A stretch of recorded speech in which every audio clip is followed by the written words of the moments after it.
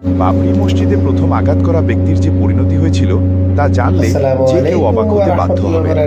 যে মানুষটা হাতুড়ি হাতে বাবরি মসজিদের কেন্দ্রীয় মিনারে প্রথম আঘাতটা করেছিলেন, সেই মানুষটির মনে তখন মুসলিমদের প্রতি ছিল তীব্র ঘৃণা। কিন্তু অবাক করা সত্য হলো, ঠিক 6 মাস পরেই পুরো উল্টো পথে হাঁটতে শুরু করে। ঘৃণা থেকে জন্ম নেয় অনুশোচনা, আর অনুশোচনা তাকে ঠেলে দেয় এমন এক সিদ্ধান্তে যা কেউ কল্পনাও করতে পারে। কিন্তু কি এমন ঘটেছিল সেই মানুষটির সঙ্গে যে মুহূর্তেই বদলে গেল তার বিশ্বাস, বদলে গেল তার পরিচয়। সালটা 1993, ভারত জুড়ে টান টান উত্তেজনা। সেই মুহূর্তেই ইতিহাস পরিবর্তন করে দেন এক যুবক নাম বলবীর সিং। মনে চরম ঘৃণা, হাতে হাতুড়ি, আর সামনে বাবরি মসজিদের কেন্দ্রীয় মিনার। সে সময় বাবরি মসজিদের দিকে এগোচ্ছেন হাজারো কট্টর হিন্দুত্ববাদী স্বেচ্ছাসেবক। ভেতরে তীব্র ঘৃণা, মনে একটাই লক্ষ্য, মসজিদ ভাঙতেই হবে। বলবীর সিং তখন শিবসেনা সমর্থক। নিয়মিত আরএসএস এর মহড়ায় যাওয়া মুসলিমদের শত্রু ভাবা তার কাছে ছিল স্বাভাবিক বিষয়। তাই তিনি সবচেয়ে সামনে দাঁড়িয়ে প্রথম হাতুড়ির আঘাতটা করলেন বাবরি মসজিদের মিনারে। মসজিদ ভেঙে ফেরার পর পুরো এলাকার মানুষ তাকে বীরের মতো অভ্যর্থনা দেয়। কিন্তু যখন তিনি বাড়ি পৌঁছালেন, ঘটল সম্পূর্ণ উল্টো। তার বাবা, যিনি মহাত্মা গান্ধীর আদর্শে অনুপ্রাণিত ছিলেন এবং সবসময় মুসলিমদের পাশে দাঁড়াতেন, তিনি ছেলের কাজকে নৈতিকভাবে অগ্রহণযোগ্য বললেন। বাড়ির সবাই তার বিরুদ্ধে ক্ষোভে ফেটে পড়ল।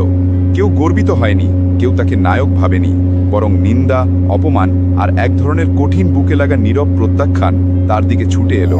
পরিবার থেকে তাকে বের করে দেওয়া হলো। এই আচরণেই শুরু হলো বলবীর সিংয়ের অন্তর্দহন। সেই আত্মোপলব্ধি তাকে নিয়ে যায় এক নতুন পথে, যা ছিল সম্পূর্ণ অপ্রত্যাশিত।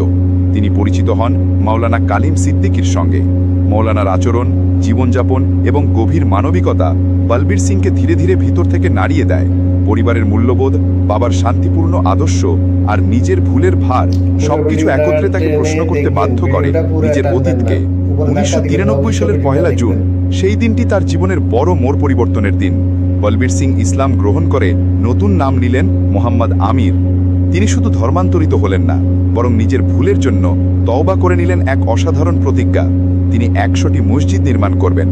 যেই মসজিদের ধ্বংসে তিনি একদিন অংশ নিয়েছিলেন, আজ সেই মসজিদের স্মৃতিতেই তিনি গড়বেন শত শত ইবাদতখানা। পরবর্তী বছরগুলোতে আমির নিঃশব্দে কাজ করে গেছেন। কোনো প্রচার নয়, কোনো মিডিয়া উপস্থিতি নয়। তিনি গ্রামে গ্রামে গিয়ে মসজিদ নির্মাণ করেছেন, পুরনো মসজিদ সংস্কার করেছেন, নিজের জীবনটা উৎসর্গ করেছেন ভুলের প্রায়শ্চিত্তে। মৃত্যুর আগ পর্যন্ত তিনি তৈরি করেছেন 91টি মসজিদ।